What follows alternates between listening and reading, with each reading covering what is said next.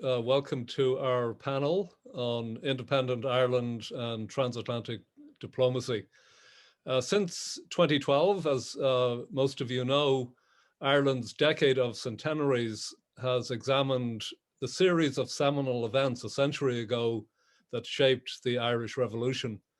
And during the spring of 2021, Ireland's embassy and consulates across the United States have joined with the American Conference for Irish Studies and leading Irish Studies programs to reflect on the final years of the revolutionary decade, which culminated in partition, the formation of the Irish Free State, and the Civil War, and in particular to examine the role of Irish America and the United States in shaping these events. Today's panel is the third in this series. It will feature presentations by Professor Francis Carroll, Professor Marion Casey, and Professor Bernadette Whelan, with the response by Ireland's ambassador to the United States, Dan Mulhall. And then after the presentations, my colleague, Dr. Miriam Nyhan Grey, will moderate a conversation between the panelists.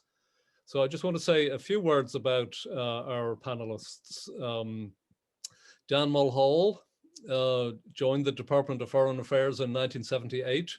He held diplomatic positions in New Delhi, Vienna, Brussels, Edinburgh, before serving as ambassador to Malaysia, Germany, the United Kingdom, and the United States.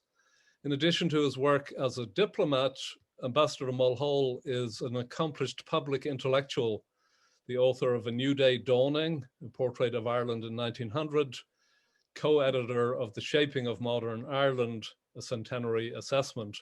He's a prominent advocate of public diplomacy, using social media and blog posts to disseminate insights into the work of the embassy, to promote Irish culture, history, and literature, and to engage with Irish people and those of Irish descent around the world. Francis Carroll is Professor Emeritus at the University of Manitoba and a Fellow of Manitoba's St. John's College. One of the world's leading experts on diplomatic relations between Ireland and the United States, he is the author, among several other works, of Money for Ireland, Finance, Diplomacy, Politics, and the First Dáil Éireann Loans, 1919 to 1936. I'm also proud to announce that Professor Carroll's most recent book, America and the Making of Independent Ireland, is the first volume in the newly launched Glucksman Irish Diaspora series. Marion Casey is Associate Clinical Professor here in Glucksman Ireland House, a specialist on Irish American history and the leading authority on the Irish in New York City. Professor Casey is co-editor with Joe Lee of the seminal collection Making the Irish American, History and Heritage of the Irish in the United States, and the author of several articles in the field.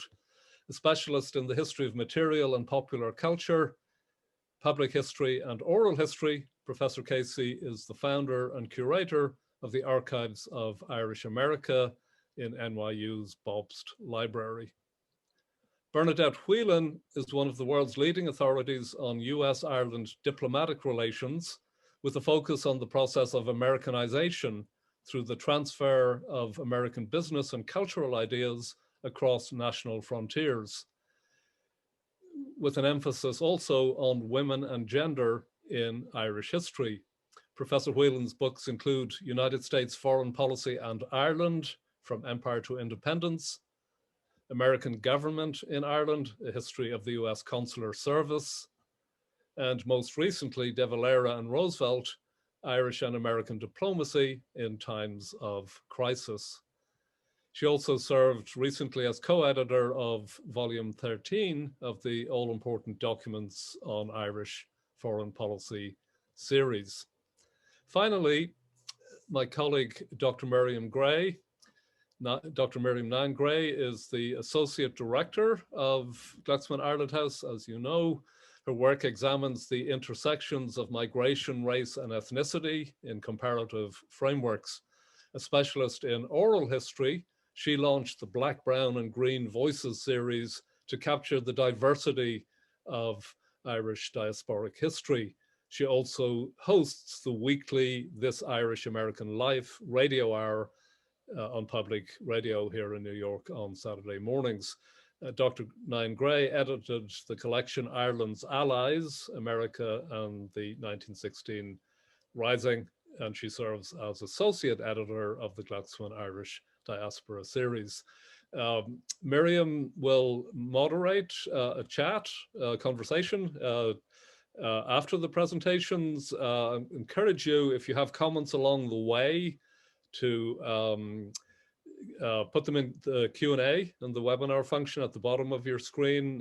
Don't feel you need to wait until the very end. We'll try to leave some time for conversation and Q&A, and I will entrust that responsibility to all of you. So over to you, Miriam. Thank you so much, Kevin, and welcome again, everyone. It's a really nice way to finish out the working week of St. Patrick's Day. I hope everyone had a nice, albeit virtually safe celebration. And we're really delighted that the ambassador, after a very busy week, no doubt, is able to be here with us today.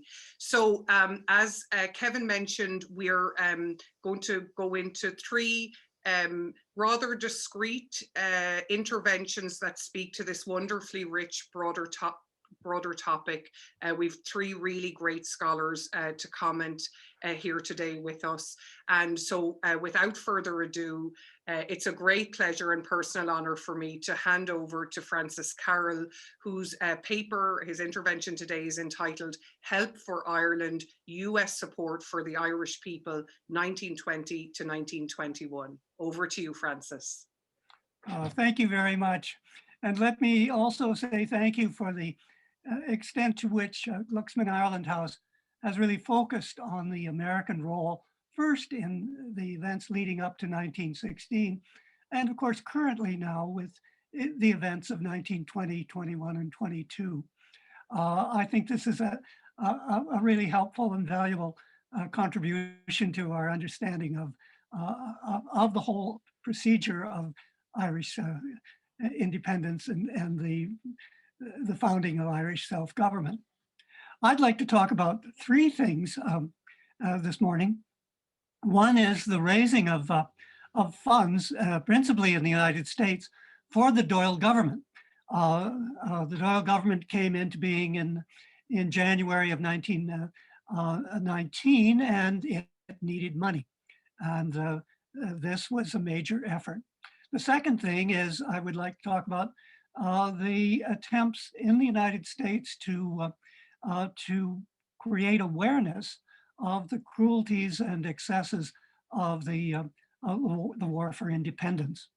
And thirdly, I'd like to talk once again about money raised for relief to deal with the damage and destruction caused by the war for independence. Now, the first matter, the raising of money for the Doyle government, was part of the mission of Eamon de Valera coming to the United States in 1919. And he, among other things, worked very hard to put together an organization across the country built on existing Irish American organizations, which could sell the bond certificates, the American equivalent of Irish bonds, to the American public, and particularly to the Irish American community, which would finance the Doyle government. A campaign was launched on 17 January 1920, beginning in New York City. The mayor of New York bought the first bond. De Valera then went up to Albany, to the state government, and continued this effort. But a campaign really began across the country. And in the course of 1920 and early into 1921, quite a substantial amount of money was raised, more than anything previously in Irish American efforts. Some $5,700,000 was raised, or roughly 74 million in today's dollars. So it was quite a substantial amount. The bond campaign in Ireland itself raised £380,000, which was roughly $1,390,000 US at the time. So clearly much of the revenue for the Doyle government in 1920 and 21 and 22 came from the money raised in the US during this year and a half long process. Now the second effort was to shape public opinion, and to do so as public opinion had been shaped during World War I, by creating an American Commission on Conditions in Ireland, roughly equivalent to the Bryce Commissions during the war on German atrocities in Belgium, or Turkish atrocities with the Armenian people.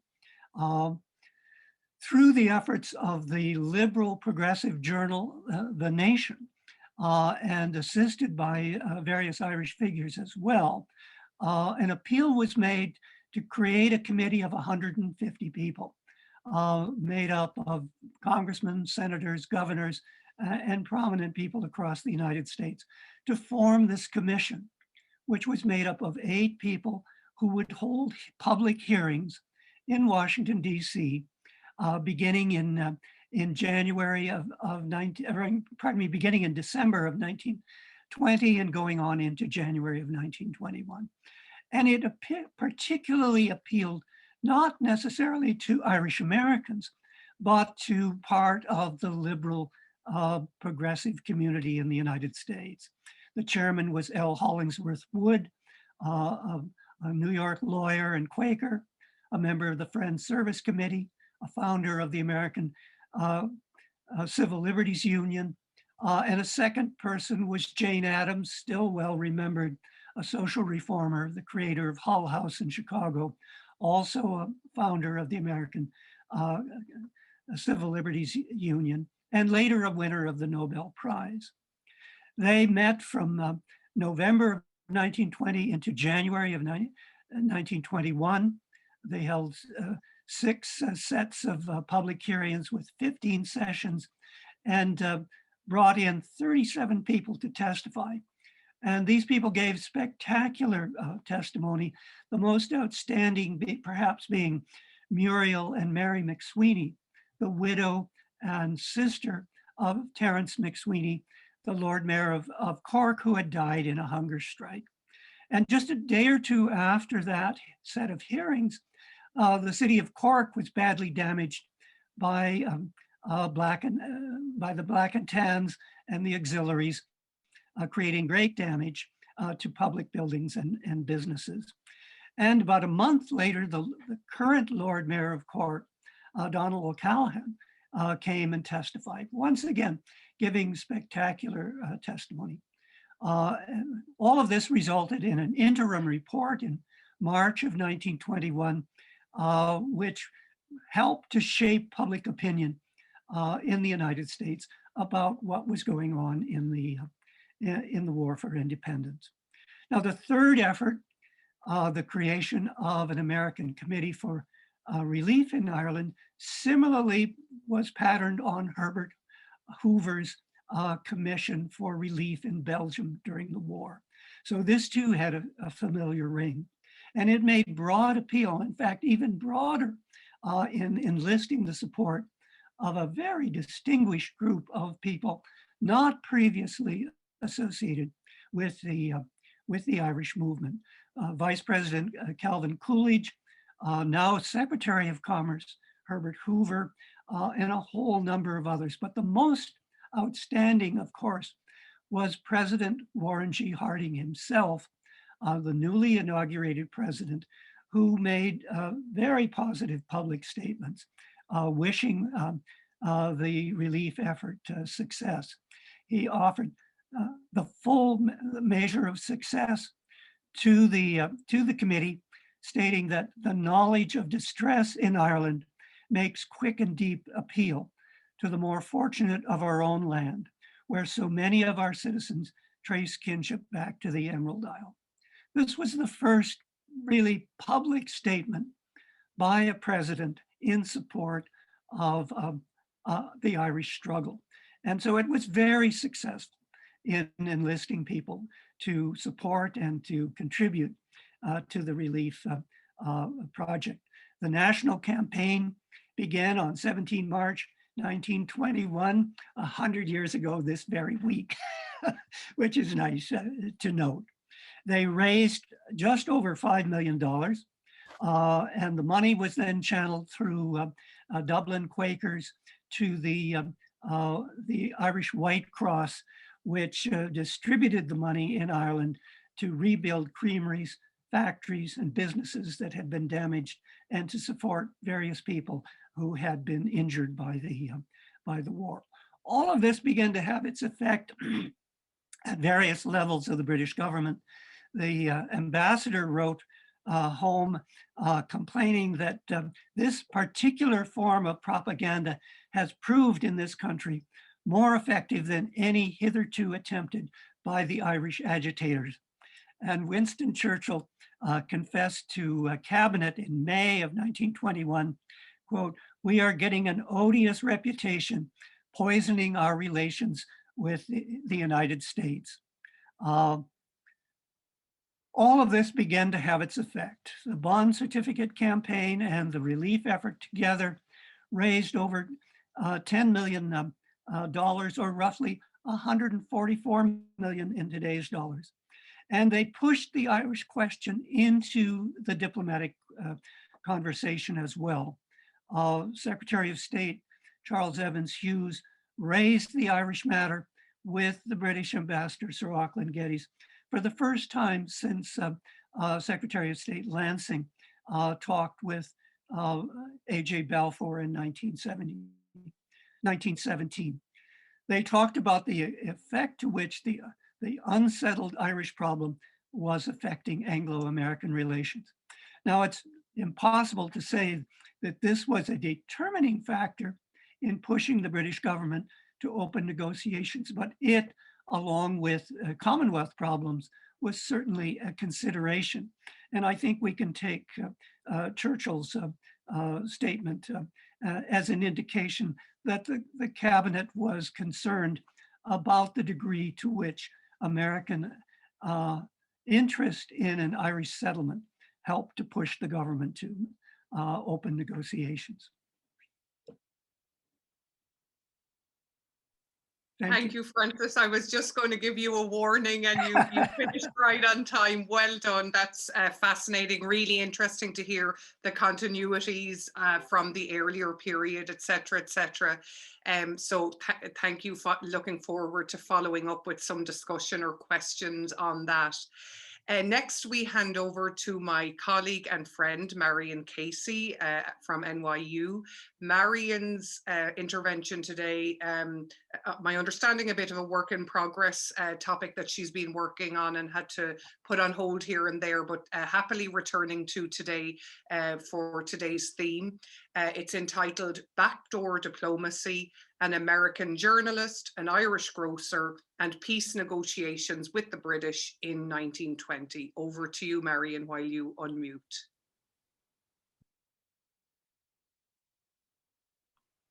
Thanks for the reminder to unmute. Actually, this is a nice follow-on to Francis's, because one of the niggling questions in Irish historiography is just what brought the British to the table. Where did the pressure come that, changed the dynamic in the summer of 1921? And what I'm going to push the timeline back a little bit. There's this intriguing headline that I came across that says, "Humble Galway grocer brings peace to Irish." And it's dated December 8th, 1921, 2 days after the Anglo-Irish Treaty was signed and more than 4 months into the truce in the War of Independence. It's an article in the Chicago Tribune by John Steele. So this raises the question, who is the Galway grocer? Who is John Steele? And why does this article, published in a major American newspaper, date the start of negotiations with the British to more than 12 months earlier, while De Valera was still in the United States? So today, I'm just, as Miriam mentioned, this is a research in progress, and I'm going to just briefly sketch out some of the details. So John Steele was actually born in Belfast, the son of a banker, And he emigrated to America as a young man and became a United States citizen and spent the next 2 decades working as a journalist in the United States. From 1919 to 1935, he was then the chief of the Chicago Tribune's London bureau. When he died in 1947, his obituary made this claim that Steele's most notable achievement was initiating in 1920 the conversations which resulted in the negotiations between Ireland and England and led to the establishment of the Irish Free State, now ERA. That's a very big claim. The Galway grocer, on the other hand, was Patrick Moylett. He was a wholesale importer originally from Ballina, County Mayo, who had extensive business interests in Galway, Dublin, and London. When he was 77 years old, he gave a 92-page witness statement to the Bureau of Military History that describes his role in the 1920 negotiations and only mentions Steele tangentially. He was a well-known Sinn Féin advocate, and his Galway home was commandeered by the Black and Tans in the spring of 1920, and his business premises there were bombed shortly thereafter. So as a result, he moved his family up to Dublin and renewed an old friendship with Arthur Griffith. Griffith, whom Alvin Jackson describes as, quote, the most thoughtful and wide-ranging prophet of Irish separatism, then introduced Patrick Moylett to John Steele over lunch at the Shelburne Hotel and asked him to tell Steele about his experiences with the Black and Tans in Galway, which were quite traumatic. They renewed their acquaintance in London shortly thereafter when Moylett called at the offices of the Chicago Tribune. Now, just as a little tangent to what Francis mentioned, Griffith sent Moylett to get a passport so that he could travel to New York to speak to the nation with his eyewitness accounts of what had happened in Galway with the Black and Tans. But while he's in London and he's talking to Steele, Steele mentions that his closest friend in British politics was Lloyd George's private secretary, Sir Philip Kerr, and he really wanted Moylett to meet Kerr. Now, Moylett, as a Sinn Féin man, was wary since something at that level might give the impression in Ireland that he was a spy who had infiltrated Sinn Féin, so he was very cautious. And eventually, Steele convinced him to meet with C.J. Phillips and H.A.L. Fisher, who were attached to the British Cabinet Committee on Irish Affairs at the Foreign Office. Their first meeting was in August of 1920, and it lasted 3 hours. Griffith's opinion of that meeting was if the British had 3 hours to give to Moylett, there was something going on. And there were many subsequent meetings, all with the knowledge of Arthur Griffith and later Michael Collins. And eventually the communications between London and Dublin were facilitated by the official postbag of the provincial bank, and Moylett's wife would go into the bank in Dublin, the Dublin branch, to get the messages for Griffith. So that's sort of how it worked.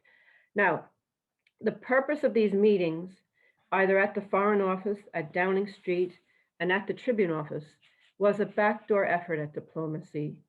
Moylett was authorized to represent Griffith in negotiations for a truce and for conditions that would enable peace talks. But officially, he was unofficial, so that there was deniability, if necessary, for both the British and the Irish. Nevertheless, substantial progress was made between October and December 1920, and despite tensions arising from reprisals for Bloody Sunday, like that in Croke Park in November and the burning of Cork in December. And I'll just take a minute to read from the November 19th, 1920 record in the Parliamentary Archives. Sinn Féin's proposals for peace based on 6 visits over the last 2 months with Patrick Moylett. And the top proposal was that Dáil Éireann should be allowed to meet on the distinct understanding that A, attacks on the police and soldiers instantly cease, and B, at the meeting, no reference be made to the existence of any, quote, Irish Republic. From the point of view of the British government, the meeting would merely be that of representatives of Ireland referred to by the Prime Minister in his speech in Parliament on the eve of the recess. And the second point was that the only business of the meeting would be to receive and answer an invitation from the British government to nominate representatives to a conference called by the British government for a settlement of the whole Irish question. Sinn Féin's idea of the conference is that it would consist of 1 or 2 members representing Ulster, 1 or 2 representing Sinn Féin, and approximately 5 others representing England, Scotland, Wales, and possibly 2 dominions, especially interested in the Irish question, meaning particularly Canada and Australia, and that Sinn Féin professed confidence in the success of such a conference. Now, Griffith's arrest on the 26th of November 1920 was a major complication in the progress. 2 days before he was arrested, John Steele wrote to Phillips that he had seen, quote, our man in Dublin, who pointed out that it would be difficult, quote, if the Black and Tans continue shooting people all over the country, and that our man had made a counter appeal that the peace be kept on the British side as well as by the IRA. So this was sort of the preconditions to any kind of negotiations, that there would be a truce. Steele was assured that our man would use his influence on the side of peace. So Phillips forwards Steele's letter to Kerr with a handwritten postscript that says, our man is of course Arthur Griffith. Can we not do as he begs? Nothing will produce this except direct orders to the auxiliary from the Prime Minister. Phillips intervened again with Kerr to get Griffith released so that they could continue the preliminary talks that would lead to, quote, negotiations for a settlement. But Griffith stayed in prison for up to, I think it's 7 months, and Moylett considered that arrest to be a bad faith, and he withdrew as an intermediary. A few months later, the British made another attempt via the American consul, Frederick Dumont, to use Moylett to bring De Valera to the table in the spring of 1920. And Moylett had a private meeting with A.W. Cope in Dublin Castle. He was a nervous wreck going in, figuring he was never going to come out. And he was, Cope was authorized to represent Lloyd George. And according to Moylett's witness statement on May 30th, 1920, Cope told him, quote, we are willing to acknowledge that we are defeated. And from the witness statement, it continues, Moylett says, what's your program? Or if you want to meet him, what is your agenda about Reed de Valera? There's nothing else for us to do but to draft into this country 400,000 men and exterminate the whole population of the country, and we are not willing to do that. Moylett replied, you would do it if you thought the world would stand for it. What proposition do you have to make? And Cope answered, we are willing to withdraw our whole establishment from the lowest policeman to the highest judge.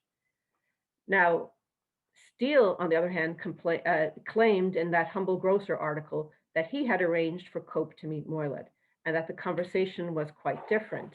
According to Steele, Cope asked directly, what is the least that you will take? To this, Mr. Moylett replied, South Africa. Mr. Cope then said, I think we can get that for you.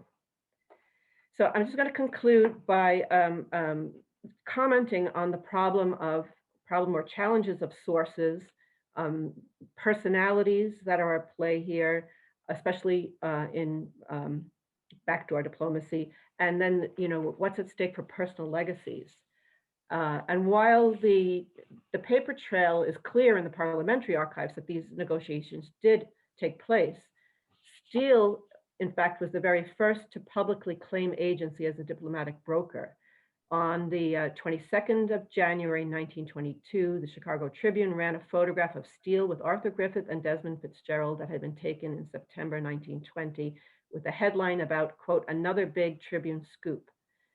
Moylett, on the other hand, had been bound to secrecy and he didn't trust De Valera, but he did promise Steele the rights to publishing his full story should he ever write it up. However, by the time, he never wrote it up, but he gave his witness statement and Steele was dead by that time. And the statement is at a distance of 30 years from the events in question and in the long shadow of the Irish Civil War, which Moylett refused to take part in. So his version thus has a different filter on the past than Steele, and there's more work to be done to unpack all this. But it's intriguing because the official version of Anglo-Irish diplomacy usually focuses on the summer and fall of 1921, with no mention of the summer and fall of 1920. Thank you, Marion. That's really intriguing, and I hope that you get time soon to write that up and memorialize it. It's really fascinating, and you're right, a nice compliment to Francis's, and indeed our next speaker. I woke up this morning and realized that perhaps Bernadette did not know that New York is only 4 hours behind Ireland, and I'm so glad that I did that, because she was going to come on an hour later, and I for one was really looking forward to hearing from her and having the opportunity publicly to congratulate her on her book, with which we hope to engage later in this year. So for today, welcome again, Bernadette, and her paper is entitled Ireland, America, Truce and Treaty 1921-22, Diplomats and Diplomacy. Over to you, Bernadette. Thanks very much, Miriam, and thank you for your very kind words there. So most of us are familiar that formal diplomatic relations between the United States and Ireland commenced in 1924, when the US government officially recognized the Irish Free State. But this didn't mean an absence of transatlantic diplomatic contacts prior to then. From 1790, Ireland, as part of the British Empire, as we know, received consular officers, while the US ambassador was based in London, which would continue into the 20th century. A feature of the Irish independence movement was its international character. Leaders were inspired by the American and French revolutions, and throughout the 19th century, envoys went to countries, including the United States, to achieve support. From January 1919, the Sinn Féin First Dáil, which Francis referred to, sent out envoys to the Paris Peace Conference and to countries with large diasporas, seeking official recognition of the Irish Republic, thereby confirming its legitimacy. Even though the US presence in Ireland was at consular level, Frederick Dumont, whom Marion just mentioned, and Charles Hathaway were based in the Dublin consular district, and William Kent was based in Belfast. They operated as diplomats, dealing with political matters, as well as economic and consular. So they were using their channels of communication with officials, among others, to gather and report political information. After De Valera's departure from the United States for Ireland in December 1920, the Irish mission to the US was led, as we know, by Harry Boland.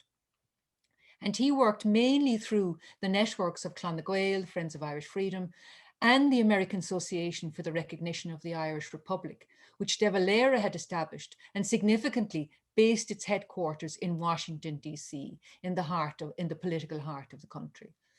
And the Irish mission led by Boland also worked through personal relationships with influential Americans.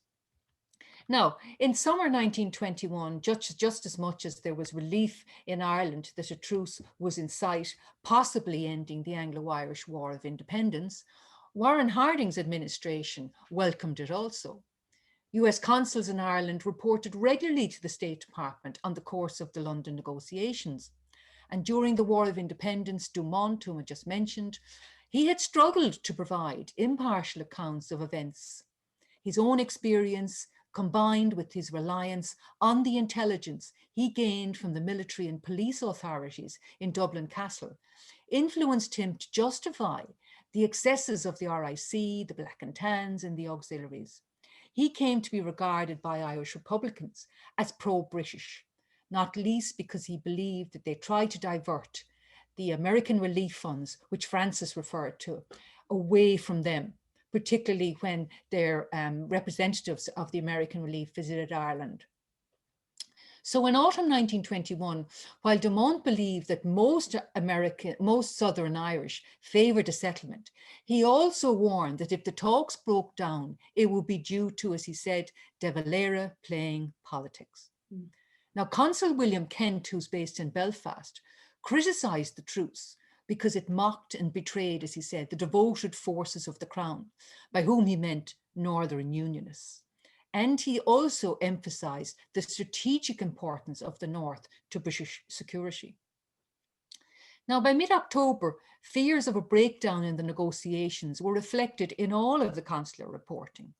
Kent accurately reported Northern Unionist concerns that their new state might be sacrificed by the London government to reach a settlement. Between 1919 and 1922, many of these consular reports we can see from the wider records of the State Department were widely circulated within the department, even reaching Assistant Secretary and some of them even Secretary of State level. Now in the US, Harry Boland, like most of this first generation of Irish envoys, wasn't trained as a diplomat, but he was a good organizer. And the late David Fitzpatrick, who has written the wonderful work on Boland, wrote that he could be patient and dignified when needed.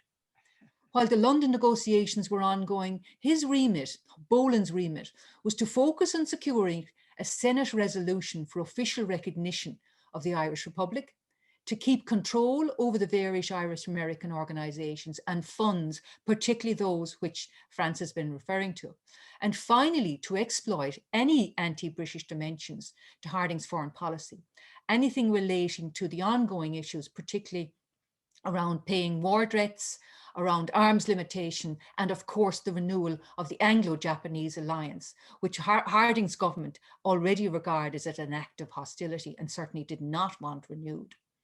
Unfortunately, though, for Boland and the mission, once the truce was announced, the momentum went out of their work.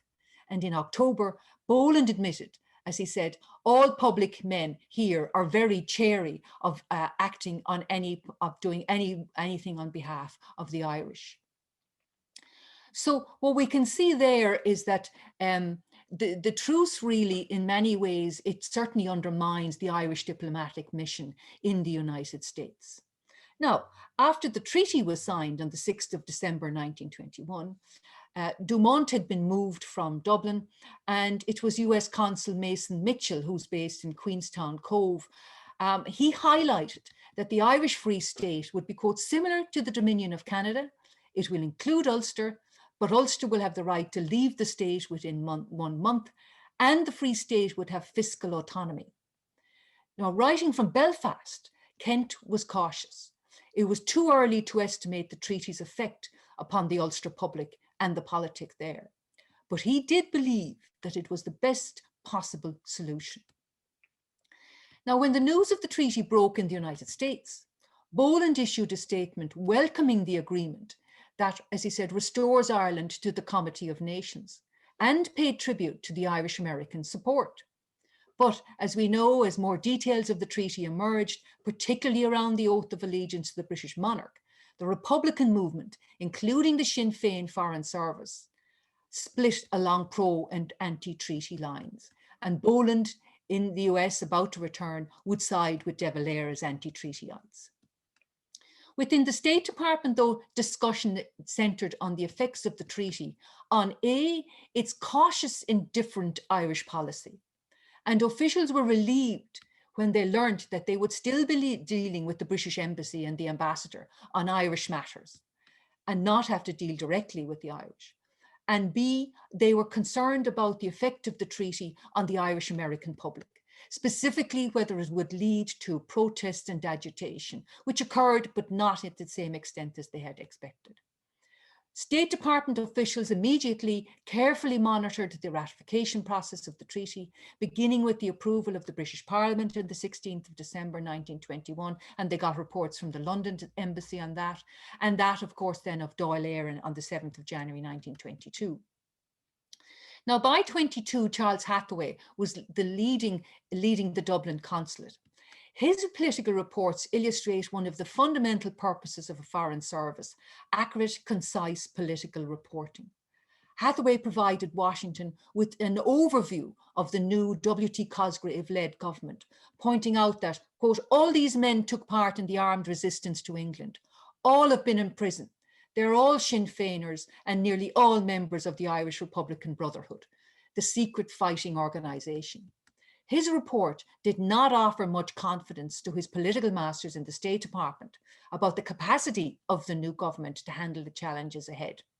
And in fact, in 22 and 23, he described a picture of government impotence, frequent anti-treaty outrages, and criminal anarchy. Now, by way of contrast, Kent in Belfast reported that a condition of absolute political quietude and economic prosperity prevailed under James Craig's leadership. The one shadow, he said, which marred this solitude rose from the possibility of a revision of the boundary, reducing Northern Ireland's territory. So this picture, of a stable northern state, it contrasts starkly with the ongoing upheaval in the southern state, thereby reinforcing Harding's Irish policy of non-interference in Ireland. Now, after Timothy Smithy arrived in the United States in March 1922 as the first Free State representative, his mission focused on securing official recognition of the Free State, uniting Irish Americans behind the pro-treaty government and its policies, gaining complete authority over the Dáil funds, back to that again, and countering anti-treaty activism, IRA activism in the United States. Now, he's an unofficial diplomat, remember, still, and he didn't have any official entrees to any US agency. Nevertheless, he began to form personal relationships with federal and state level officials. And from a US government perspective, he formed reassuring contacts with British diplomats, but would also use soft diplomacy to emphasize Free State independence and form links with other self-governing dominions in particular. And even before 24, before official recognition comes through, in the course of his daily work, he becomes to be recognized by US government agencies as a legitimate representative of the Free State. So in conclusion, a number of themes, of long-term themes first, emerge in this very short and slight overview of the transatlantic diplomatic relationship, and they're set in this period. First, Washington, D.C. becomes the foremost of the Free State's principal posts abroad, and that doesn't change with De Valera taking over in 32. And second, despite Irish leaders' belief that Irish influence in official US circles could, quote, help or hurt Britain, thus benefiting Irish interests, the main special relationship was that of the US-UK, despite its ups and downs. In the short term, the State Department and White House accepted the leadership of Cosgrave in the Free State and James Craig in Northern Ireland, which of course has been remembered as well this year for its 100 years of existence, and their ability to maintain the status quo. And the State Department and White House, therefore, also accepted the permanence of the two states on the island. Thank you very much. Thank you so much, Bernadette. That's wonderful. And I think there's a lot of food for thought here for our ambassador. It's my great pleasure to hand over now to Ambassador Dan Mulhall. You're on mute there, Dan. Thank you very much, Miriam, and thank you to all of our presenters and to Kevin for the introduction. I think this is a great session because it's helping me enormously in my struggle to understand the things that have gone before me. And I've always been a keen historian, and as a student of history, one of my great interests was in that period between 1890 and 1939, say, between the fall of Parnell and the outbreak of the Second World War, when I suppose Irish independence, if you like, became manifest in the decision of the Irish government to declare its neutrality and to maintain that neutrality throughout the slings and arrows of the Second World War. So my master's thesis was on George Russell and W.B. Yeats and their kind of engagement with the Ireland of their time. And I'm currently doing a lot of work on James Joyce and the Ireland of his time. And so I've always been keen to explore that period, the period when Irish independence became a reality, because of course I have spent my life as part of that reality. In other words, representing for now 43 years the Irish state that was formed in 1922. So naturally, I have a particular interest, not just a historical curiosity, but also professional and personal interest in the emergence of that state, which is why I decided to arrange this series of events to mark the centenary of the coming of Irish independence in 1922. And that's why I've been involved in this farther shore, and this is my third event. We have a few more to go before we explore all the different avenues of this fascinating period in our history. But my fundamental question has always been, how did that happen? How do we do it? And when I wrote my book on Ireland in 1900, it was essentially trying to understand, trying to use that period of the turn of the century period to see, well, why didn't Ireland settle down to being a kind of a more or less contented part of the United Kingdom, the British Empire? You know, there were certain advantages to that, certainly, in terms of the economic supports. And if you look at it, you know, the various reforms that occurred in the first decade of the 20th century, the old age pensions being introduced and so on. I mean, there was certainly an economic argument for saying, well, you know, maybe we should settle down like Wales or Scotland at that time as a fairly contented part of the Union. And that didn't happen in Ireland. And I've always been fascinated by that, by the roots of that decision on the part of the Irish people to turn their backs on the Union and to plough a new furrow as an independent state, with all the risks that entailed, because after all, there was no guarantee of success in 1922. In fact, if you were a betting man at that time observing Ireland, you would have said chances are not great of this new country making a name for itself, or making it through the rapids, the shoals of the 1920s and 30s. And the fact that we managed to do that is a great tribute, I think, to the people who were steering our country's destiny at that time. And of course, having reflected on why did we, why was it that Irish people decided in 1918 to opt so comprehensively, in a way, in the election of December 1918 for a future that was beyond home rule and into independence, so rejecting the decades-old tradition of the Irish Parliamentary Party of seeking a form of self-government called home rule, and go for outright independence with all of the, as I say, with all the risks that entailed. And then, of course, I've started in more recent times to sort of to ask the question, how do we do it? I mean, given the odds that were there at the time, I mean, I think the figures I've seen are that the British government eventually deployed something in the region of 40 to 50,000 troops, police, auxiliaries, black and tan. So the establishment, the British security establishment in Ireland in the early 1920s was up to 50,000 individuals.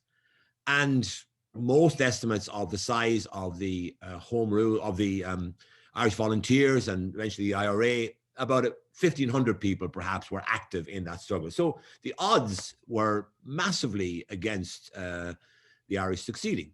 Now, when you ask the question, and remember, some people would say, well, of course, look at all the other countries that emerged from imperial states after the First World War, and that's true. You had, Czechoslovakia, you had Hungary, you had, the Baltic states, Poland, all emerged from the post-war period, the post-First World War period.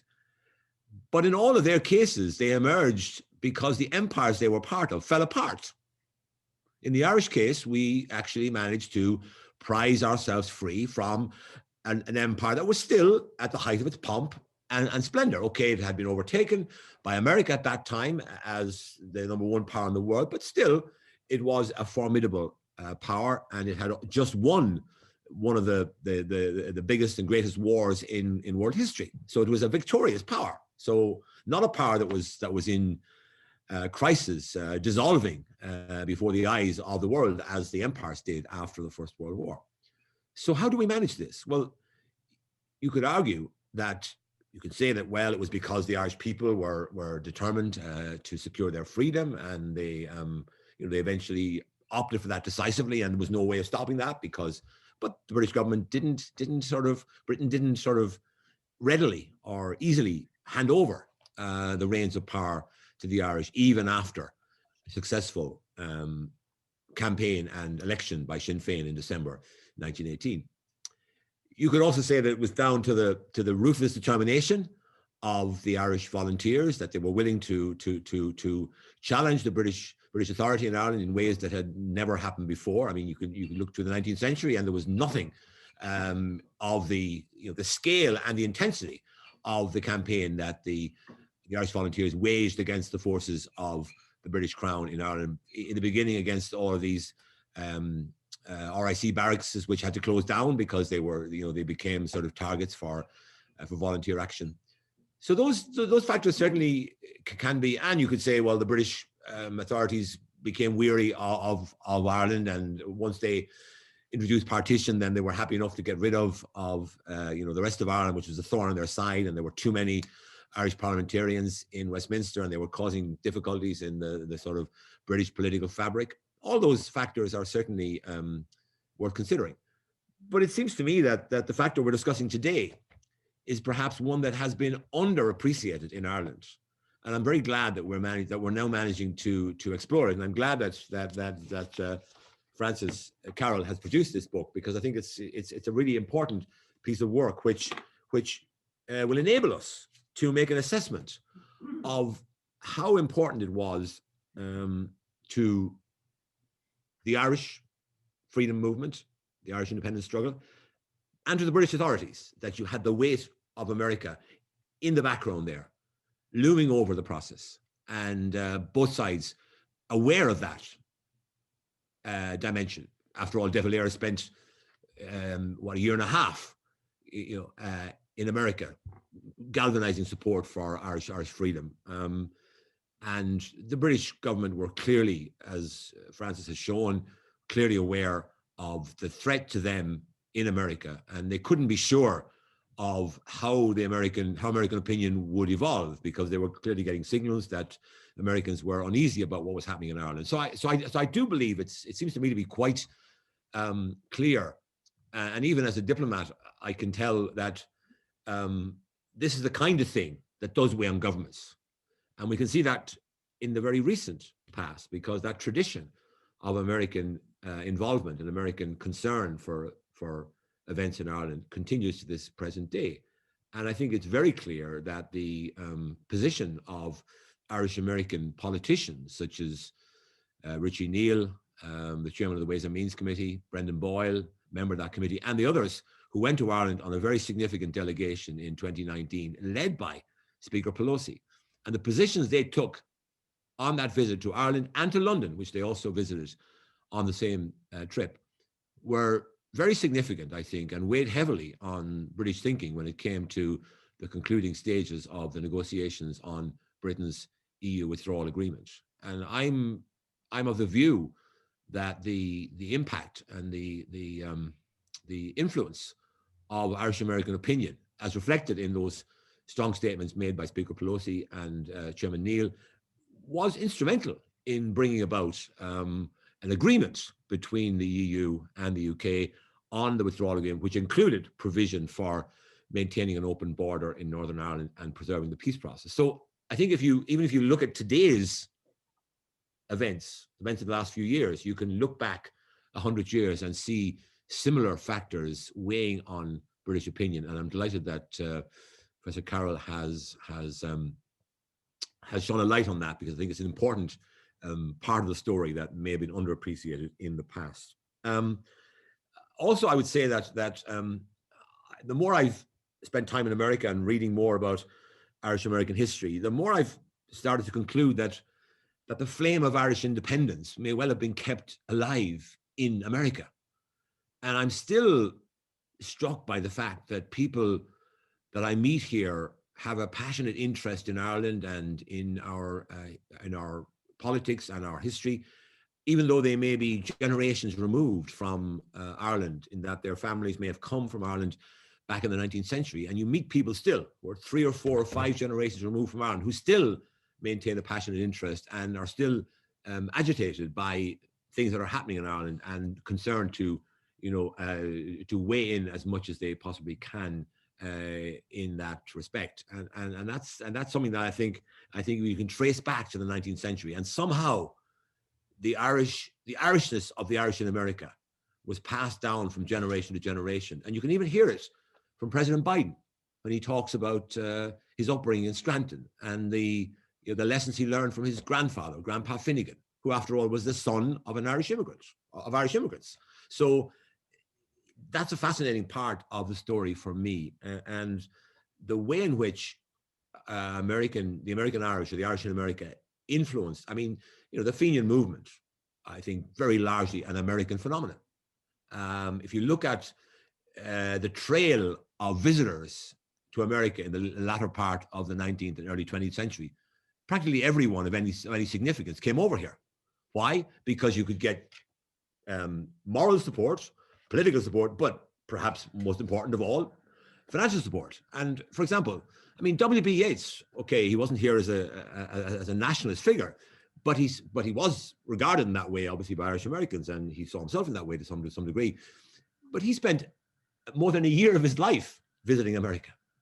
Douglas Hyde in 1905-6 spent 7 months traveling around America, raising funds, and practically every figure of any consequence from Charles Stewart Parnell on made that trip to America, because this was a place where the Irish struggle found a resonance and found support. And I just think without that element, you have to wonder if the argument in favor of settling down into a kind of a reformed union might have even prevailed against the more radical instincts that eventually asserted themselves and prevailed in the early part of the 20th century. So I'm really very happy to have taken part and to have been part of this discussion. I look forward to taking part in the subsequent discussions. I'm happy to take part in answer questions there may be. But and just finally, I'm grateful to Bernadette Whelan as well for publishing this book on the Irish diplomacy in the United States in the 1930s.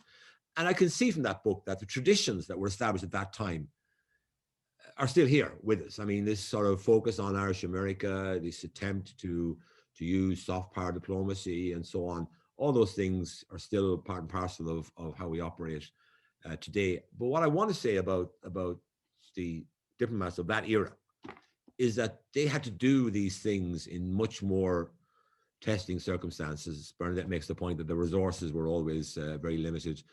One of the things that's I find has been most encouraging over the last 20 years is that we have started to take our international profile more seriously. We now have a global Ireland policy, which genuinely takes seriously the idea of Ireland actually playing a role in the world, not just being a passive observer and hoping for the best, but trying to shape things. And that is what has driven our decision to look for membership of the Security Council. We're currently members of the Council, and we will be until the end of next year. And that gives us a chance to make a real contribution in areas of genuine significance to the global community, including to the United States. So those traditions that were established, and I have to hand it to people. I mean, as I said in the beginning, there was absolutely no guarantee that Ireland, having made it to the starting gate as an independent country, would have survived. Look at what happened to many of the countries that emerged after the First World War in Europe.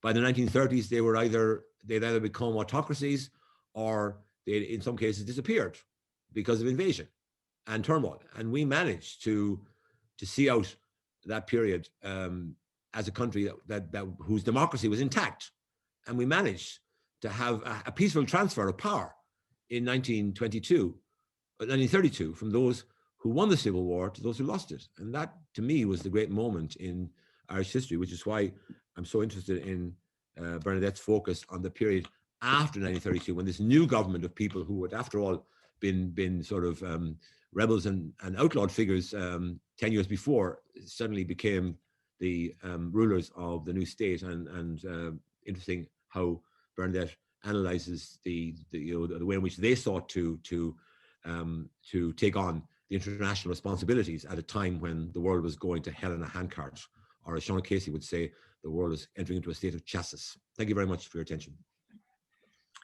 Thank you so much, Ambassador. It's wonderful to have you here on the panel and to hear you speak from your own personal experience. I'm trying to construct an image of someone in 100 years' time researching sleuthing like Marion Casey and some of this backdoor diplomacy stuff, and wonder what will be thrown up. I'd like to, I'm conscious of time, we're going to roll for another 15 minutes or so for people who can stay on beyond the hour. Would any of the panelists like to, you were slow with the questions, but indeed they're rolling in now, and we'll try and get to as many as we can. But did Bernadette, Francis or Marion want to respond in any way to each other or to the ambassador or anything? And otherwise we can go straight into some questions. Marion, you look like you want to say something. I want to just say that I think to Francis's point, and which connects with what Dan was saying, I really do think the British were very much aware of the American pressure, the awareness that was raised by the two committees, the Committee on Conditions and the Relief Committees, because the correspondence is always, this doesn't look good for us. You have to, the reprisals have to stop. That murder, whoever's doing the murder is just not going to solve the situation, and so that was a factor in their thinking. And the other, it's just a small point, is that you know, from the perspective of 30 years hindsight, Moylett had a very interesting take on Lloyd George. He had been really intimately at the high levels of British diplomacy, and he was told by one of the people he visited was H.G. Wells, who told him in the fall of 1920 that Lloyd George might not be ready for peace just now, but he will be in 6 months. I mean, this was already on their horizon. And then he says about Lloyd George that Lloyd George said, now think about the 1921 treaty negotiations when you hear this, that he didn't want to see me until his arrangements were ready to be made public. As if he saw me and the work I was doing was a failure, then he said the second stage would be worse than the first. At the same time, I was told that Lloyd George never entered into a conference until the details were first settled. So Collins and Griffiths were walking in, the deal was already done as far as Lloyd George, according to Moylett's take on Lloyd George. That's all I wanted to say. Thank you, Marion, for that. Maybe we'll just, Bernadette or Francis, have you anything, or will we go straight into the questions? Yeah. So first one here, question about early diplomacy. Does anyone have specific references for the supposed meeting of Ho Chi Minh with members of the Irish team at the Paris peace negotiations in 1919 or thereabouts? I've seen allusions to this, but I've been unable to find documentary evidence. I think it's mentioned, but I don't know how in-depth, in Michael Goebel's book, Anti-Imperial Metropolis. But does anyone on the panel know anything about that? No. Sorry. I have no information on that. Okay, Francis. I would just advise perhaps to read also Kate O'Malley's book on the Irish and particularly their engagement with Asian representatives in Paris, 1919, 1920. Kate O'Malley. Okay, thanks, Bernadette. So from our colleague, great colleague of ACIS, Tim McMahon, 3 excellent papers, thank you so much. Question for Bernadette. The comparative reports on the Free State and Northern Ireland struck me, particularly given what we know about the unsettled nature of the foundations in Northern Ireland as well. Can I ask again about the date of the relatively positive report on the Northern State and the source of the information about its stability? Yeah, the consular reports obviously are all available from National Archives Records Administration. So that would be part of Kent's reporting back to Washington. And that report came in January 1922 into February 1922. There's a specific reference in my book. So if your questioner wants to have a look there. But yeah, he was quite positive, but he's quite cautious as well. And perhaps Francis would have more because he's also written on the American Consular Service in Ulster.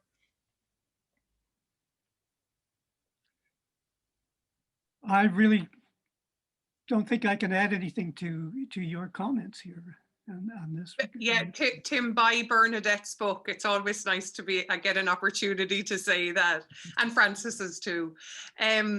I have another one here. We're getting a lot of comparative ones. That's great, but we've another one here. Congrats on great presentations. In light of the success of the recent Irish and Irish American influence from President Carter on, does the panel feel that the earlier efforts at influencing Washington were much less successful, and if so, why? Well, one thing I would say is that we have to keep in mind that in this period from 1916 to 1922, if you like, the Irish labored under a position in the United States which it doesn't enjoy today. The anti-Catholic feeling and the anti-Irish feeling was very close to the surface in a way that I don't think exists today. So we have to keep in mind that such success as the Irish had was really remarkable. And the bringing about of these, the support of Harding, and this got Harding into a certain amount of trouble, and Calvin Coolidge and Hoover and various others, and the Nation magazine, all met with a strong reaction. So it was, it took a lot of boldness on the part of these people to actually make public comments in favor of some form of Irish self-government, not to mention independence in these years. And it makes all the more remarkable the success, the actual success that they had, and the fact that they were beginning to bring around the Anglo-Saxon community or the liberal progressive community in the U.S.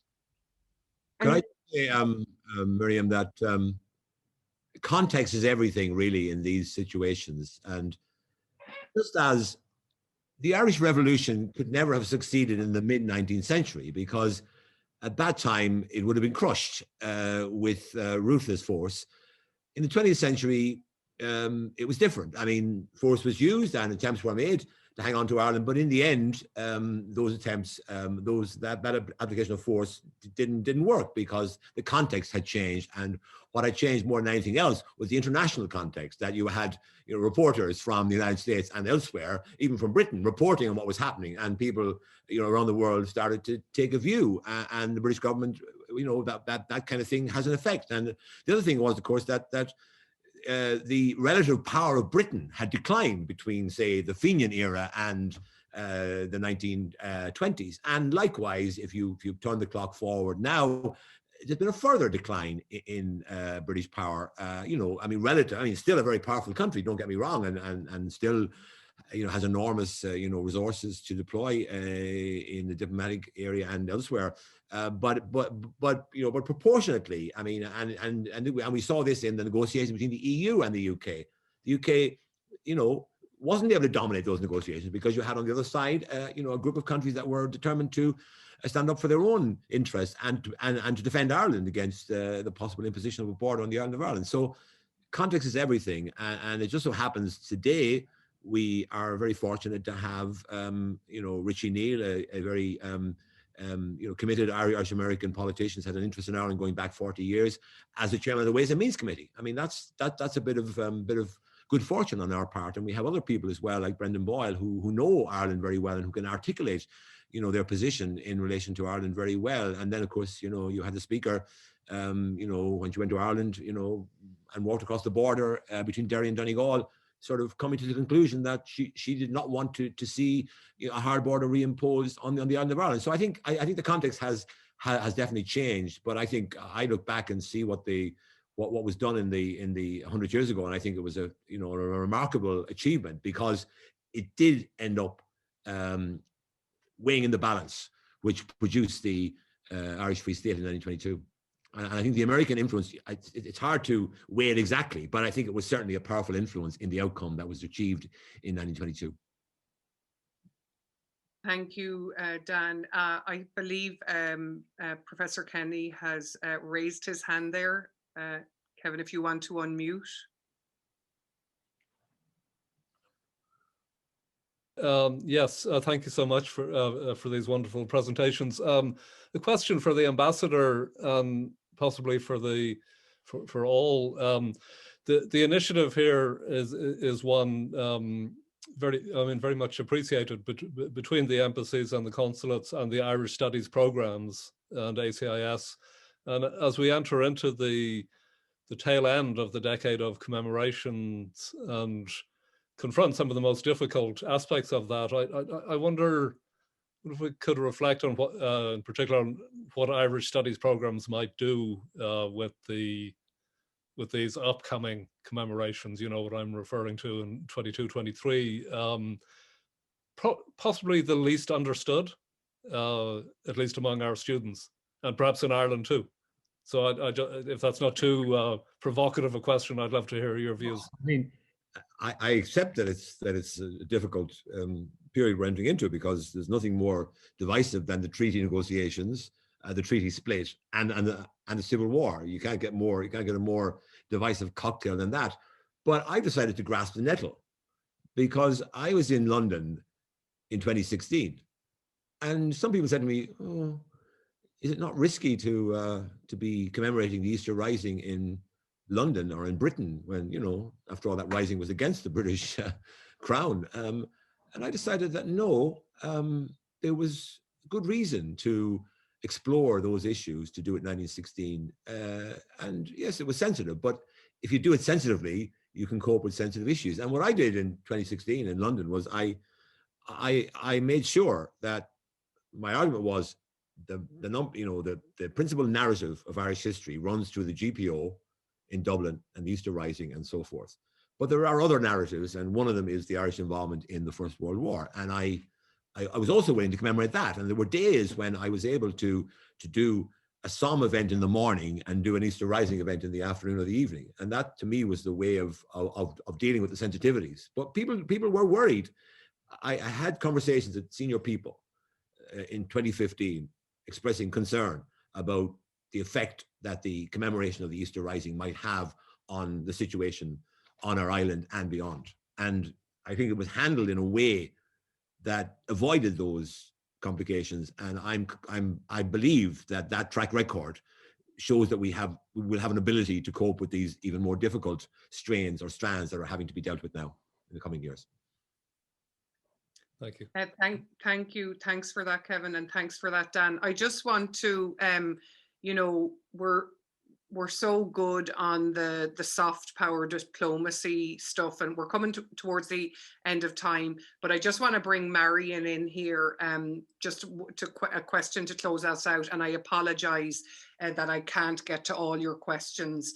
The Dublin-born American composer and ASCAP founder Victor Herbert was a pivotal figure in raising the domestic profile of emergent Ireland via his musical compositions, including the rallying song of the Irish Volunteers, which was published as in the Boston Sunday Advertiser insert on the 13th of March 1921, according to Francis, our questioner. So what role did music play in winning the hearts and minds? And I'm asking you that, Marion. I'm conscious of the fact that you contextualized Herbert in the 1916 era, but to kind of close us out in your general thoughts on that, that's really your area of research in terms of the kind of popular culture and softer power diplomacy reach and things like that. And you're on mute again there. Thanks.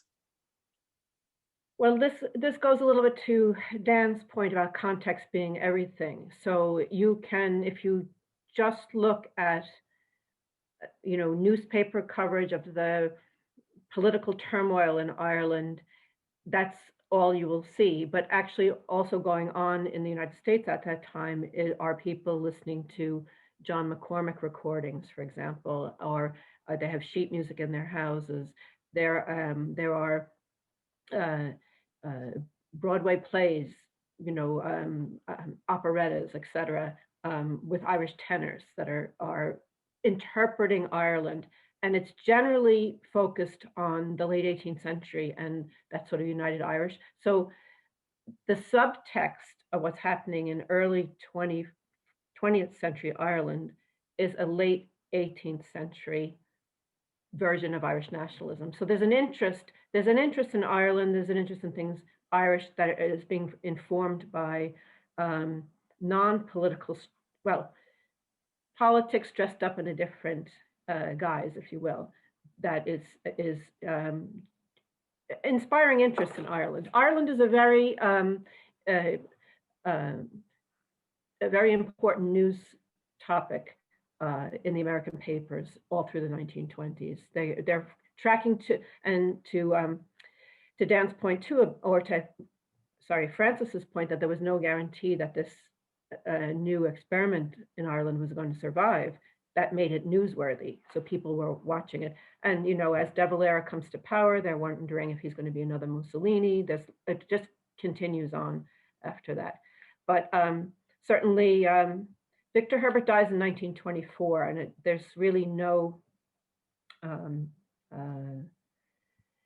his involvement with Irish nationalism really sputters out after 1917 when his son dies during the First World War. I see. Thank you for that. Folks, we're just on time. Thank you for everyone coming on today. I'm very, very grateful to our partners at the American Conference of Irish Studies and of course at the Embassy, most grateful to the Ambassador and of course to our colleagues Bernadette, Marion and Francis for being on this panel. These are conversations that we will be continuing. And just to give a shout out, the next installment in this wonderful series takes place under the auspices of our colleagues at Notre Dame. That's March 25th, so it's just next week. Please go to the Notre Dame Keogh Nutton Centre for the information. I had Mary on earlier just asking me if we got an opportunity just to mention that, because these are really great conversations and the more we can bring into them, the better. And check the local time. I'm all discombobulated by all the different times at the moment. And thank you once again. Again, hope everyone had a great St. Patrick's Day and to many more sessions like this. Slán agus benacht. Thank you very much. Right, thank you. Thank you.